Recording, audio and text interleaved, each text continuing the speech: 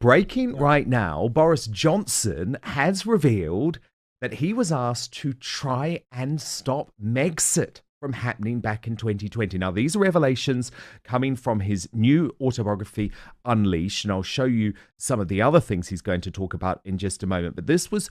All right, let's unpack this whole saga, because it's messy, dramatic, and honestly a bit hilarious. We've got royals, prime ministers, broken family ties, missed opportunities, and a fair dose of good old-fashioned British shade. At the center of it all, Prince Harry and Meghan Markle doing what they do best, dodging tradition, ignoring invitations, and fueling public frustration while their critics get louder by the day. The first story that the Daily Mail decided to go within their serialisation. And they write, Boris Johnson made an extraordinary last-ditch bid to persuade Prince Harry not to quit the UK. The former Prime Minister reveals in his sensational new memoir that he was asked to give the Duke of Sussex a, quote, manly pep talk to convince him it would be a mistake to leave Britain for a fresh start abroad with his wife, Meghan. He reveals that in January 2020, just weeks after his landslide election win, officials in Downing Street and Buckingham Palace believed he may be able to talk Harry out of his seismic decision to quit the UK and walk away from his royal duties. The ex-PM writes that there was a, quote, ridiculous business when they made me try to persuade Harry to stay. Kind of manly pep talk. Totally hopeless. The secret meeting, which underlines the close links between Number 10 and the Palace, took place in the margins of a UK-Africa investment summit in London's Docklands. They met for 20 minutes, apparently, and a friend of Boris paid tribute to Harry's efforts on the Invictus Games and praised Meghan's work on their shared passion for promoting the education of women and young girls. And this is what the friend said. He thought they were a great asset to UK PLC, and it was a real shame they were leaving when they were doing such great work. It was a man-to-man conversation. They were totally alone, but Harry wasn't for turning. He was unpersuadable by that point. So I broke the story of Megxit back in January 2020. This was particularly interesting to me because it shows you that actually, despite what Prince Harry and Meghan claimed in their Netflix documentary and their Tissues of Lies interview with Oprah Winfrey, in fact, the Queen was doing everything possible, Neil, to try and keep Harry and Meghan within the fold, even getting Boris involved. Yeah. Well, I'm glad he failed. I mean, if we had a crowdfunding exercise to pay for their tickets to California, I would happily have contributed towards it. But I mean, it's all very sad, really, isn't it? The way that Harry has been transformed by Meghan into a shadow of his former self. He did a brilliant job in creating Invictus Games and all that. What does she do? I mean, she's one of the laziest grifters you can find anywhere on the planet. All she's interested in is me, and appearing on stages and in photo shoots and waving at people, not doing anything which is the slightest use to anybody. So good riddance to them, I say. And I'm very glad that on this occasion, Boris failed in his objective. It is quite interesting, isn't it, when you think about Maria, because Boris Johnson, I think, in history will go down as the leader who was able to deliver Brexit. And actually, he, in a weird way, delivered Megxit too, which I think we should also celebrate.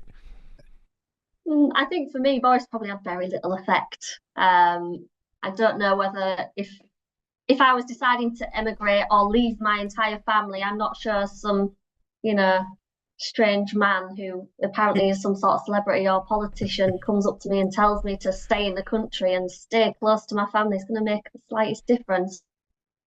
What's interesting, I think, is it shows the desperation. So I'm interested to know why someone sorry to ask me would make a difference.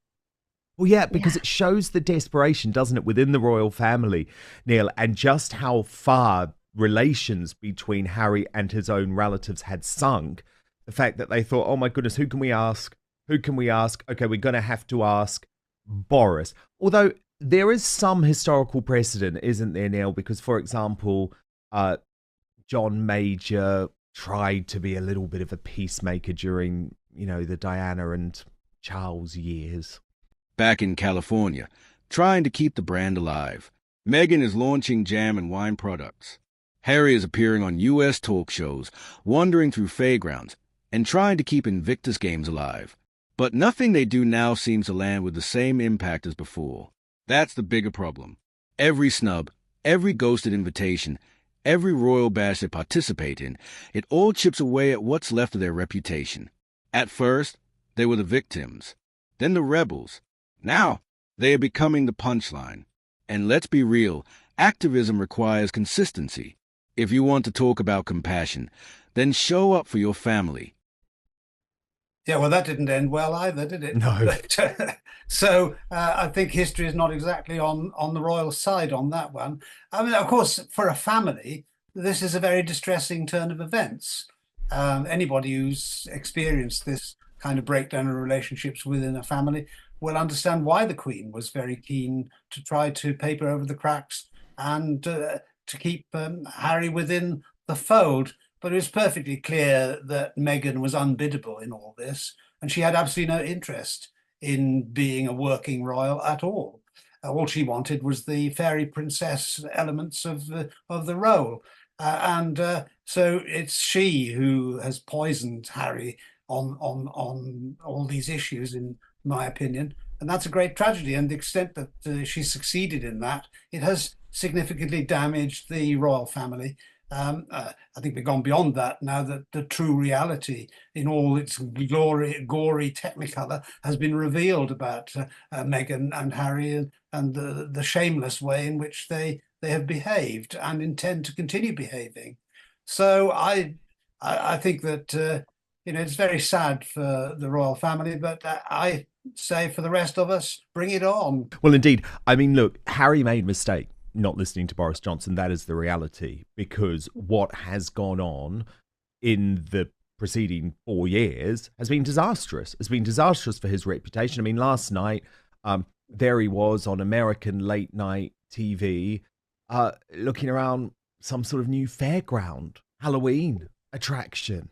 I mean, it's embarrassing. It's degrading.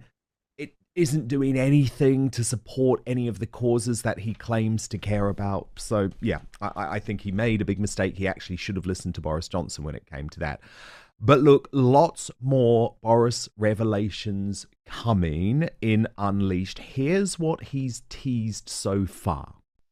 And the first revelations from Boris's memoir have just dropped. So, firstly, he's talking about that cake moment, the moment that cost him his job, really, when he apparently broke the rules by being at a birthday party. And he says, "I saw no cake.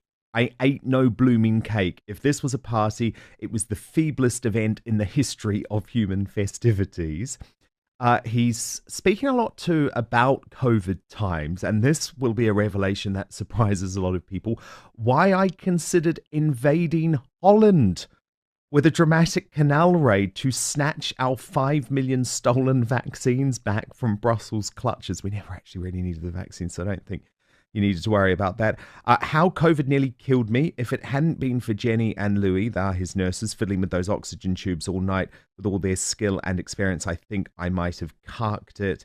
And he says, Brexit and Bingham pulled off Britain's vaccine miracle, and naturally Labour attacked them both. So these are Boris Johnson's COVID times being revealed tomorrow, Neil. What do you make of that? He considered invading Holland to get the jabs back. Yeah, well, I don't know whether that's just Boris being entertaining. I can't imagine he meant that in reality. But the true tragedy of what happened to Boris was that the rules which he was responsible for introducing were impossible to observe unless you locked yourself away in a padded room. And so it's no surprise that he ended up breaking them for the most trivial of reasons. But nevertheless, because of the absolutist way in which the COVID lockdowns were imposed, he was a victim of his own decisions. So, I can't really have much sympathy with him because I opposed the whole thing. It was completely unnecessary. It destroyed the economy, the public finances, the costs of which we're continuing to pay today and will do for many, many years to come. Ultimately, he was responsible for destroying the Conservative government. That's not to say that Labour would have done any better. Obviously, they would have been even more draconian. But nevertheless, It was a catastrophic series of decisions. I'm afraid he paid the price. If you want to build a global brand, then don't burn every British connection you have. If you want people to respect your choices, then stop contradicting them every other week. Ultimately, this story, like most Harry and Meghan headlines, is about image.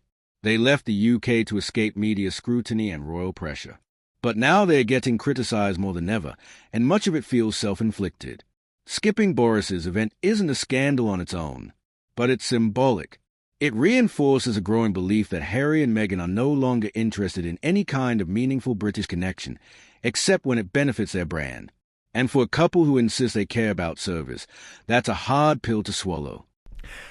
This is going to be such an entertaining book. I mean, I actually agree with everything you just said, Neil. But the thing is, and I know lots of people don't like me saying this, Maria, but I just have an affection towards Boris Johnson. I know he failed as a leader in lots of ways, but I really do like Boris. And this is hilarious. This book is hilarious. I'm just going through some of these excerpts right now, Maria, that these have literally just dropped. He likens Sir Keir Starmer to a bullock having a thermometer unexpectedly shoved in its rectum. He says former Tory Prime Minister Theresa May displays a schoolmarmy self-righteousness and writes, I was particularly fixated upon her nostrils, immensely long, pointy black tadpole shapes, like a Gerald Scarfe cartoon. And he also absolutely slams Barack Obama too. So this is going to be entertaining, Maria, isn't it? At the very least. Yeah, a lot of my family really like Boris, or did. I think for me, being, I would say, conservative valued, what he did to the party made me like him much less. But there's no love lost now. He's like well and truly gone. I wouldn't like to see him back in politics personally, but I will probably be reading his book. So you think it's over for him politically, because he is promising, of course, to reveal if he's going to make a big comeback. I guess you don't want him back, because he could push Nigel off course. I just think he's had his time, and he made some grave mistakes, and he bowed out, and it ultimately has led to the crumbling away of Conservative Party. I think I don't want to blame him for everything, but I do think he could have handled things better, and he could have still been in power today, potentially. Who knows? But he didn't, and we have to move on. And I just think bringing that back is not going to be good for anyone. Meanwhile, Boris Johnson's book is blowing open old wounds, revealing how far the palace was willing to go to keep Harry in the fold. And now that Harry's fully out, the consequences of that split are clearer than ever. Whether or not you like Boris, agree with his policies, or find him entertaining, his account of trying to stop Megxit adds a fascinating new angle. It shows how serious the situation was, and how desperate the royals were to keep it from happening. And Meghan? Well, she might just be the most polarizing woman on the planet right now. For every person who thinks she's a victim of royal racism and cruelty, there's someone who sees her as a master manipulator and status seeker. No in between. So, were Harry and Meghan right to snub Boris Johnson's event? Or are the critics finally saying out loud what most people are thinking?